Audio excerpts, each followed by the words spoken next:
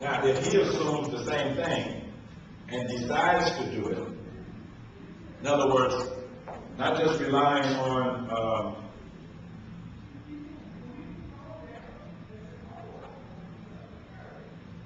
I almost can't do it without intention. I'm intending to do that. And she said, well, why don't you make it go the other way? Well, first I got to stop it. Then I have to make it go the other way. I can't do it instantly, but it takes time. Let's see if it goes the other way.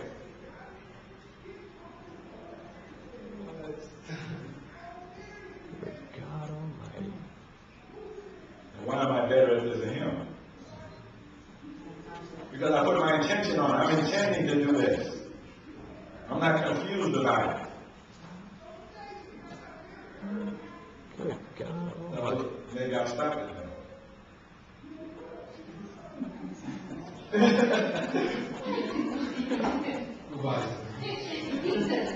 Okay. I got room for everybody who buys the strip. Maybe a piece of paper will interfere with it.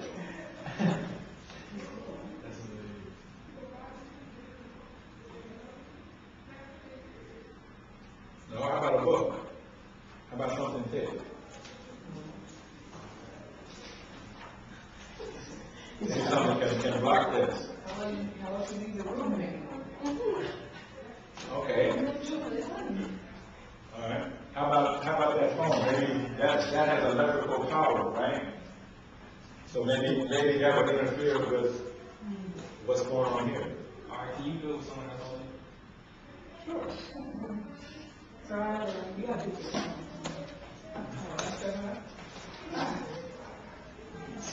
But I mean, aren't our thoughts influencing you though? Because we're all concentrating on this. Of course.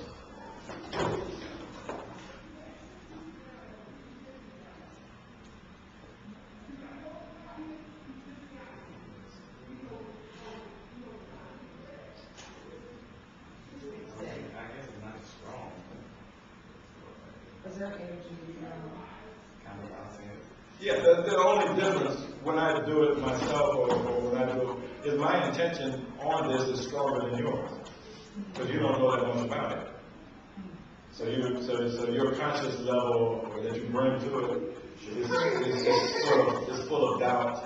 And I wonder if this is the trick, or wonder, you're thinking all kinds of things. Okay, and that cuts the power of your intention. Okay? But I don't have that because I actually know that this is real. Okay? Yeah. So now what besides this being an interesting thing, what does that prove? What does it prove? Powerful intentions, like you intended for that move. I intended, okay, so intention.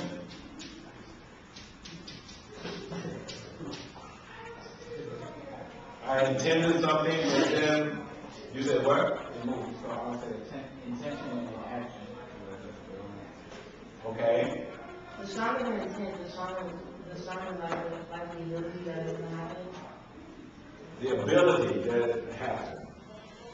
What's the word that's missing from what he said?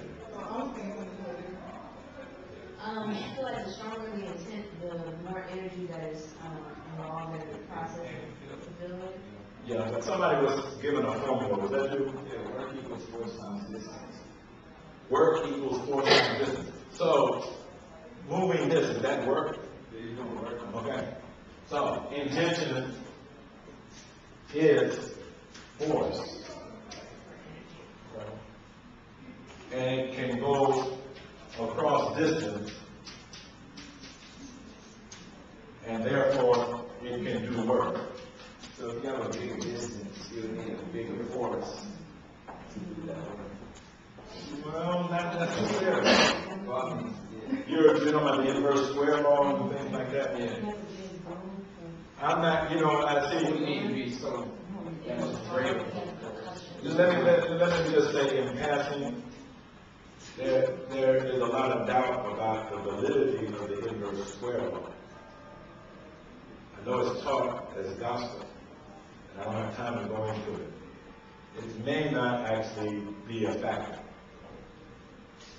Yes, what it proves, doesn't it prove, I suppose, the unity between, spirit, mind, and body, or The physical universe. Yeah. Okay, because this is not a part of my body. But I can move it. Now, even though the distance between this and my hand, say 6 inches, that's not really the point, any more than the fact that when the Wright brothers first built an airplane, it only flew, 14 seconds or something like that. That wasn't the point, that it was just a short flight. They didn't have to prove that you could go from California to Alaska. All they had to prove was that, in principle, flight is possible. So, that's what we just showed. In principle, force at a distance is possible. And that a human being can generate enough force. I mean, you could actually measure the weight of this, the mass of this, and you could actually calculate the amount of work that was being done. Every time you made a revolution, that was a certain amount of work that was being done. And it didn't seem like it was getting tired. Right? How long would that go? Well, as long as you intended it. As long as I intended to do.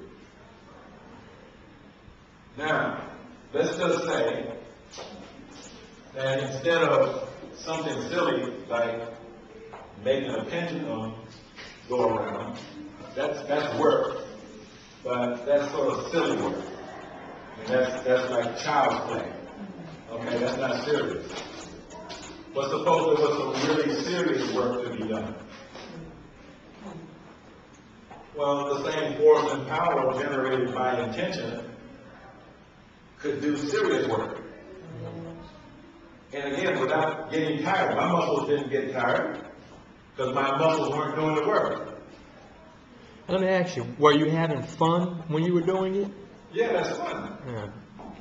See, because the thing that I always get into it with people is they say, well, I go to the club and I had fun last night.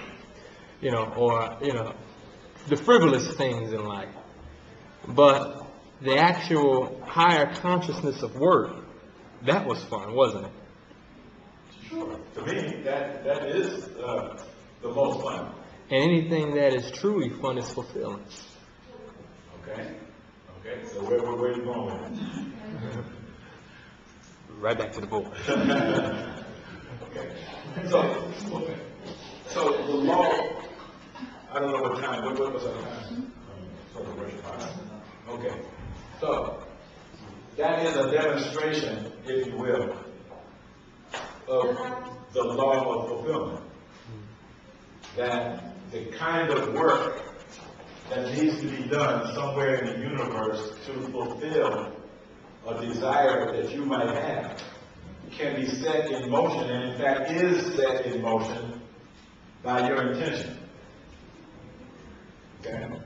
The fact that that's a crystal, does that bring certain properties to it, or certain objects, or could have been just like some plastic or whatever you're saying? Yeah, it doesn't make any difference what the material is. Some people say, well, suppose you did it with an acorn or a seed or something that's alive. It doesn't make any difference. Why is that important?